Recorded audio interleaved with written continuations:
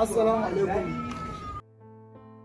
Masoyanmu na jihar Yobe kai na duniya gaba ɗaya. Zan yi jawabi ne ko in ce zan yi magana a game da harka ta siyasa. Mu al'umma talakawa masu kuɗi kai kowa da kowa ma duk ɗan Nijeriya a game da siyasa nake. Abin da nake so kowa dai yanzu ya gane me ake ciki, me rayuwa take ciki, kuma ka san me siyasa idan kana yi. To ya mana cewa ka zo ka zaɓi ra'ayinka, kar a siye ka da kuɗi a canza ma ra'ayi akan 200, 4,000, 2,000 ko kuma 5,000.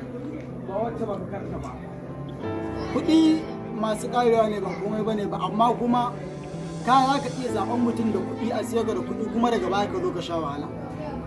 Shine abin da yake so mutane su gane, ana iya sa iyayenmu mata da maza a siye su da kuɗi, ana ba su jaka-jaka, ana ɗaukar su a kuɗi. To mu ba mu yarda da wannan lissafin ba, kowa ya zaɓi ra'ayin shi.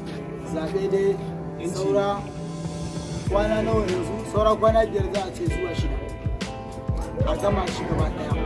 Zaɓen gwamnoni, reps, kai koma dai menene ne kai gaba ɗaya.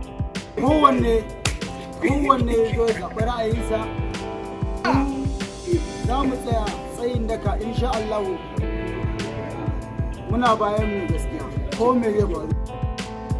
Muna godiya a ma'aikata kowa da kowa dai. Mu yanzu abin da muke so shine kowa ya zo ya zaɓi ra'ayinsa, kuma a tsaya akan gaskiya, a tantance gaskiya, kar mutane su zo cikin akwati kowa ya zo ya ce zai dangwala sakarsa.